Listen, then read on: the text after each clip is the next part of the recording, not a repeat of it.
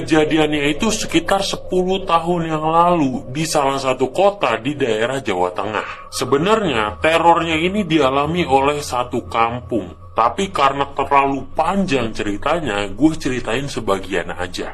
Jadi di tahun 2014 ada suatu kejadian yang benar-benar mengenaskan. Ada sebuah rumah yang roboh karena pondasinya itu nggak kuat. Penghuninya jadi korban, ada dua. Ada ibu dan anaknya. Mereka emang cuma tinggal berdua doang, soalnya suaminya ini udah meninggoy duluan. Kejadian itu tentu menghebohkan warga sekitar yang langsung pada datang dan coba mengevakuasi dua orang ini nih. Setelah dievakuasi dibawa ke rumah sakit, dilakukan pemeriksaan. Pokoknya intinya udah meninggoy. Setelah itu diserahkan lagi ke warga, yang warga pun langsung mengurus jenazahnya itu dan langsung dimakamkan. Tapi ternyata beberapa hari setelah kejadian tersebut, warga mulai mendapatkan teror. Banyak warga yang cerita kalau mereka itu ngelihat ada dua sosok pocong di sekitar kampung mereka. Warga pun langsung menyimpulkan kalau dua pocong ini adalah ibu dan anak yang baru aja meninggoy kemarin, yang tertimpa rumahnya sendiri.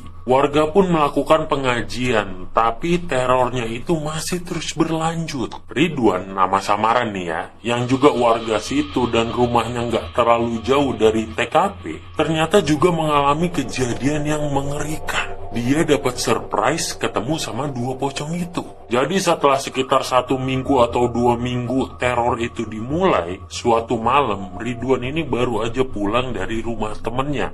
Habis ngerjain tugas tuh katanya. Saat itu sekitar jam 2 malam. Ridwan gak bawa motor, tapi dia itu pulang diantar sama temennya sampai di depan portal. Emang kalau malam kampung itu tuh di portal dan yang bisa lewat itu cuma pejalan kaki doang. Ridwan akhirnya harus jalan nih dari portal menuju rumahnya. Jaraknya mungkin sekitar 150 meter. Tapi yang jadi masalah adalah Ridwan harus ngelewatin reruntuhan rumahnya itu buat nyampe ke rumahnya.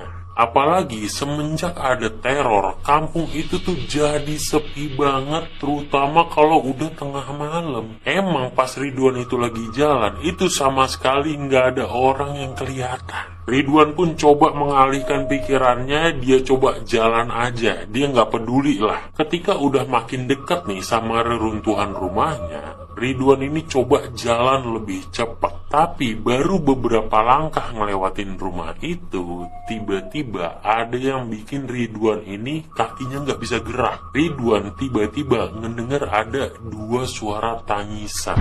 Suara tangisan orang tua dan suara tangisan anak-anak. Di situ tuh Ridwan kakinya langsung kaku, mungkin karena saking ketakutannya. Suara tangisan itu bener-bener pilu banget dan bener-bener mengerikan. Dan Ridwan itu ngerasa kayak dipaksa buat nengok ke arah reruntuhan rumah tersebut. Ridwan nengok dan ternyata dia ngeliat ada dua sosok pocong tergeletak di reruntuhan tersebut, tapi masih kayak ketutup sama reruntuhan. Jadi dua pocong itu tuh kayak ketimpa reruntuhan. Kedua pocong itu nangis-nangis minta tolong, dan itu penuh darah, tapi kafannya juga udah coklat ketanah-tanahan gitu lah.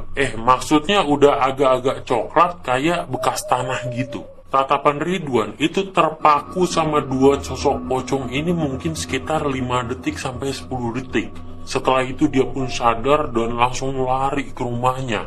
Ketika udah nyampe rumahnya, Ridwan langsung bangunin orang tuanya, ceritain semuanya tuh. Dan keesokan harinya setelah mendengar ceritanya Ridwan, warga pun memutuskan bakal ngadain pengajian 3 hari 3 malam tanpa berhenti. Jadi warga-warga di situ itu pada ganti-gantian ngaji selama 3 hari 3 malam. Kalau pas malam-malam itu bapak-bapak tuh yang pada ngaji. Dan katanya selama malam-malam itu pas lagi ngaji, mereka juga nggak lepas dari teror. Kedua pocong itu masih terus menunjukkan kalau mereka itu ada. Tapi alhamdulillahnya setelah pengajian 3 hari 3 malam itu, sosok pocong itu pun udah hilang gitu aja. Gak pernah ada lagi. Bah, gila, serem banget ya.